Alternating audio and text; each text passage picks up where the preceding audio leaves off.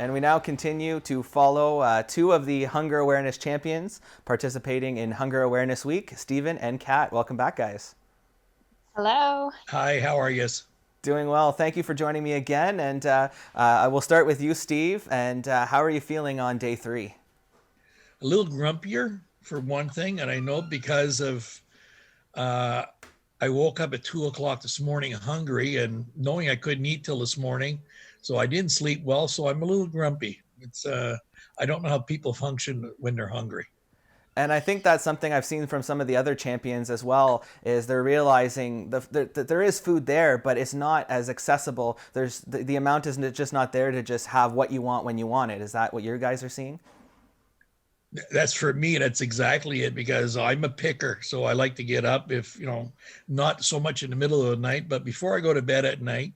Quite often I'll have a bowl of ice cream or something that will tide me over. And now it's like I'm not having anything after about 5 o'clock at night. And so going till 7, 8 o'clock the next morning is a long haul on an empty stomach, put it that way, because the meals are not huge either. So it's like, Absolutely it's not. So you've tough. been showing some of those meals on social media. Why don't you talk to us a little bit, like what you've been having for breakfast and what you've been having for suppers?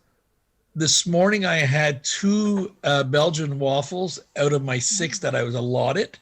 My pantry item, I took maple syrup. I just had to take that one pantry item. And I had like a granola bar. That was my breakfast with a cup of coffee.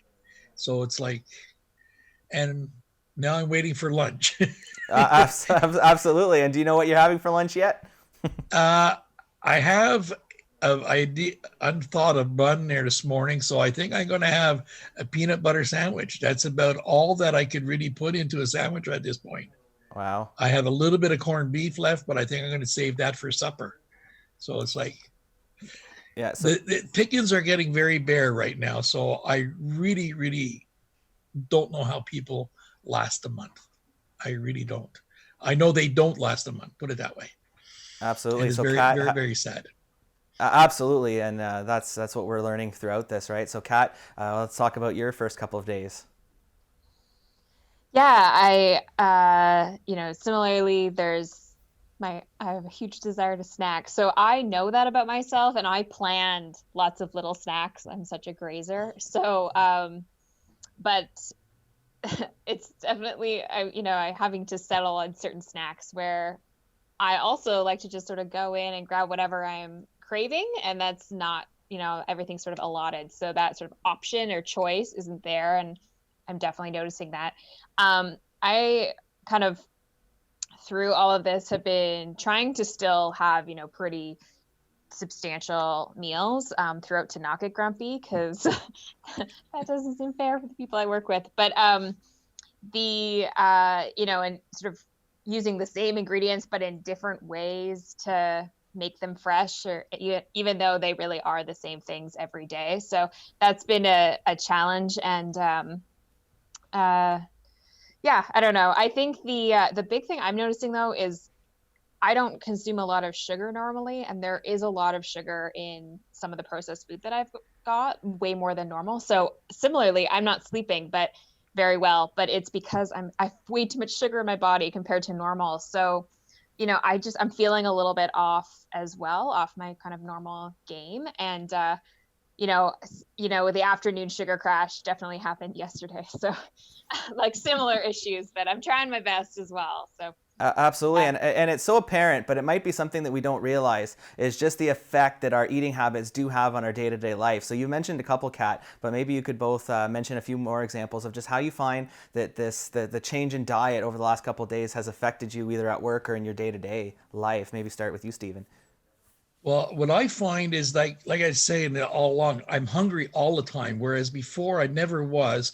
And the change in when you have to eat what you're given rather than eating what you want to eat. And that's like a big thing for me is if I decide tonight I want a Slovakia or whatever, I just go and get it. Now I can't. And what I'm finding hard also is that I find Mary, my wife, is having to eat different than what she usually does. So I'm like putting the onus on her also. But I just, I'm just grumpy. And I know I'm grumpy. So last night my dogs were acting up, and I just said no. I put them in their boxes. I come downstairs in the basement here to pass my last hour or so awake, just so that I wouldn't be going off the handle at the poor things. You know, it's not their fault that they're animals, and that's like, for me, I'm just being an animal, like be getting grumpy. But yeah, no, it affects your mood and your patience and things like that, especially when you're not used to it. But again, it just goes to show that people that are facing insecurity, what they have to go through on a day-to-day basis, and you never know the person on the street what they're experiencing, right? When you think, oh well, that person was in a bad mood, but you don't know what's going on at home, right? And maybe we could just finish off. Of course, a big part of this is the awareness that you guys are raising with your experiences. But this is also a fundraiser, and both of you have fundraisers right now going on Facebook. Of course, people can e-transfer as well directly to the Agape Center. But talk to me a little bit about each of your fundraising campaigns so far. You go first, Kat. Okay. Yeah, it's been so I wasn't sure if I wanted to do a Facebook fundraiser. After a few conversations, I realized it was probably a good option, as well as encouraging people to donate through directly to the Agape Center through their donation channels. But it's been great. There's been a lot of people engaged online. I'm getting a lot of private messages and comments, just people wanting to engage in those conversations now that some of this has been brought to light, or people being really surprised by the creativity and all of that. So one of the things that I've done with my fundraising is added a little incentive or perk. So if they do donate in any way, so one of the things is financially, but also if they just donate food items, or if they donate items to like household items to New For You, because that generates funds for the food bank. So I really see this as a larger awareness, because a lot of people don't realize even that that's one of the ways that they do generate some funds for the food bank. If they can prove to me that they've contributed to the Agape Center, I'm providing them with little recipe cards of all the recipes that I'm coming up with over the week to sort of incentivize and actually provide them with a breakdown as well of what we were experiencing. And I got some really exciting responses from that as well. So I think, overall, it's been some really good conversations, and people are really engaging with it. Excellent. And just to piggyback on what you're saying, I had a request last night from someone wanting to know if they could donate food because they don't have the money. So I said, it's not a problem. So as an incentive to anybody that wants to donate food, I'll pick it up.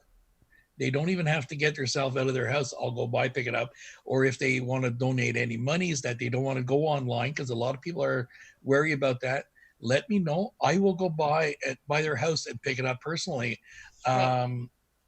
I've had an overwhelming response from people, which is really, really humbling, because I had set a goal for myself, and I don't know if I've passed it or I'm quickly approaching it. And I just can't wait till see Friday night when the final numbers is in for the 5 days or whatever. So I'm really, really humbled by this whole experience. Absolutely, and you alluded to Friday, and of course we will follow up with you for one last segment on Friday with your final thoughts about this challenge. And again, kudos to both of you for what you're doing, and best of luck in the final couple of days, and we'll catch up with you on Friday. Take it easy. Have a great week. Bye-bye. Bye.